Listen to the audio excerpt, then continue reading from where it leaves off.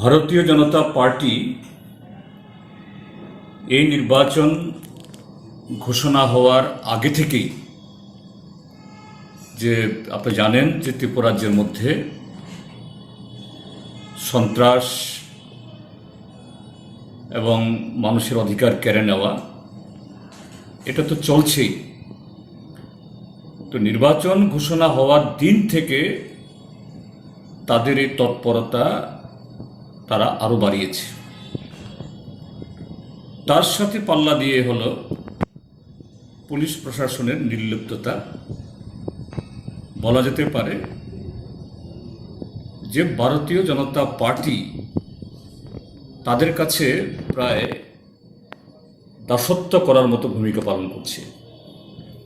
এই ঘটনাগুলি নির্বাচন কমিশন নির্বাচন ঘোষণা হওয়ার একদিন আগে যখন 21 তারিখে সব দলের নেতৃত্বদের সভা ডাকেন, তখন আমরা এগুলো তুলে ধরি যে বিগত 43 মাসে এই সরকার আসার পর রাজ্য নির্বাচন কমিশনের অধীনে যতগুলো নির্বাচন হয়েছে,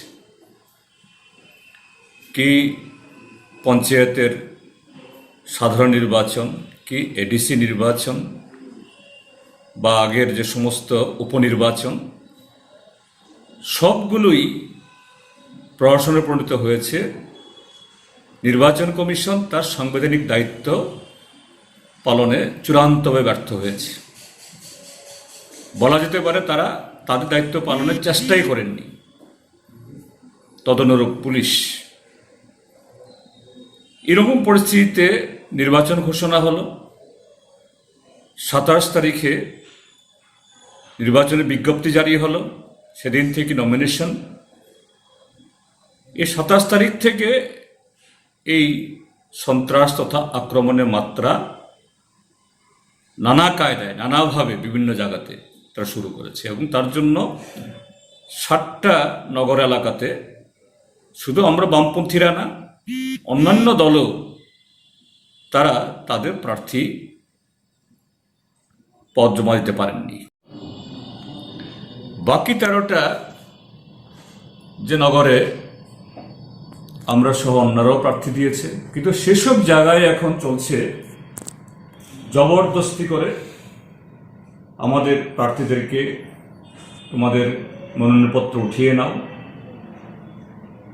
বাড়িঘরে হামলা করা, আগুন লাগানো, ভাঙচুর করা, টেলিফোনে ধমক দেওয়া। শুধু তা নয়, এটা এমন মাত্রায় চলে গেছে, বিলোনিয়া মিউনিসিপ্যাল কাউন্সিলের আমাদের 5 নম্বর কেন্দ্রের প্রার্থী ভোলা দাস, এই ভোলা দাসের উপরে গত মাসে একবার আক্রমণ হয়েছিল 29 তারিখে। যথারীতি এফআইআর করা হয়েছে, পুলিশ নির্লিপ্ত, যেমন গত 43 মাসে কিছুই করেনি। গতকাল 5 তারিখ রাত 10:30টায় এই সন্ত্রাসী দল তার বাড়িতে ঢুকেছে। তারা যখন দেখল এদের সংখ্যা অনেক, তারা ভয়ে কোনো রকমে পেছন দরজা দিয়ে বেরিয়ে লুকিয়ে থেকেছে এবং তাদের চোখের সামনে, এরা ভয়ে সামনে আসতে পারেনি, তাদের বাড়িঘর সব ভেঙেছে, শেষ করেছে। এবং এই ভাঙচুর করার সময় চিল্লা চেঁচামেচি করে সমস্ত প্রতিবেশী দেখলেও তাদেরকে বিরত করার জন্য কারো সাহস ছিল না, কারণ সর্বত্র সন্ত্রাস, পুলিশ নির্লিপ্ত। আজকে সকালবেলা ভোলা দাসের স্ত্রী, তিনি একজন অঙ্গনওয়াড়ি ওয়ার্কার, তিনি গেছেন তার সেন্টারে। সেখানে গিয়ে দেখেন গতকাল রাতে যে সমস্ত দুষ্কৃতীরা তাদের বাড়িঘর ভেঙেছে তার উপস্থিত। বলছেন সাদা কাগজে সই করো, আমি অঙ্গনওয়াড়ি পদ থেকে পদত্যাগ করছি। এভাবে তার কাছ থেকে যে পদত্যাগের জোর করিয়ে এই পদত্যাগপত্র নিয়েছে। তো আমি ঘটনাগুলি জানার পর রাজ্য নির্বাচন কমিশনের কাছে আমি একটা চিঠি পাঠিয়েছি। এই হলো অনেকগুলি ঘটনার মধ্যে একটা শাসক দল আপনার এই কমিশনের সাংবিধানিক দায়িত্ব পালনে নির্লিপ্ততা বা ব্যর্থতার কারণে এবং একই সাথে পুলিশ তাদের যে এই কাঠের পুতুল মধ্যে দাঁড়িয়ে থাকা যে ভূমিকা পালন করছে তার কারণে রাজ্যে গণতান্ত্রিক অধিকার পদদলিত হচ্ছে, সংবিধান পদদলিত হচ্ছে, নির্বাচন একটা প্রহসনে পরিণত হওয়ার মতো জায়গায় চলে গেছে। সবটাই অর্ধেক তো গেছেই। এবং এই ঘটনা চলছে ধর্মনগরে, কুমারঘাটে, তেলিয়ামুড়াতে, আমবাসাতে, খোয়াইয়ে, এদিকে বিলুনিয়া, প্রায় সর্বত্র। এবং আগরতলা শহরেও, এটা আমাদের রাজধানী, এখানেও যে আমাদের শরিক দল ফরওয়ার্ড ব্লক তাদের এক প্রার্থীকে এইভাবে হুমকি দেওয়ার পর শেষ পর্যন্ত টিকতে পারেননি, সহ্য করতে পারেননি, তিনি বাধ্য হয়েছেন কাউকে না জানিয়ে তার প্রার্থীপদ উঠিয়ে নিতে।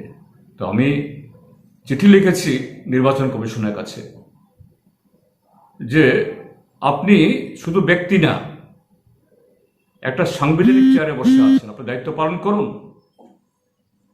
এবং একই সাথে রাজ্য প্রশাসন, আরক্ষা এবং সাধারণকে বলছি তারা তাদের ভূমিকা নিন।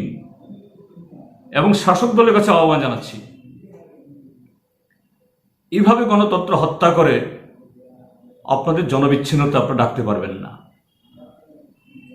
মানুষ একদিন এগুলোর জবাব, এগুলোর প্রতিশোধ নেবে।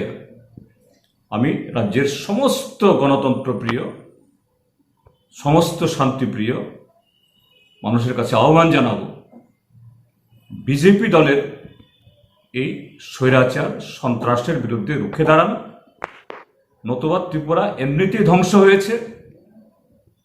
এটা এরপরে তারা কোথায় নিয়ে যাবে আমরা এরপরে শুধু আফসোস করব, কিন্তু আমরা কখনো আমাদের জায়গায় ফিরে আসতে পারবো না।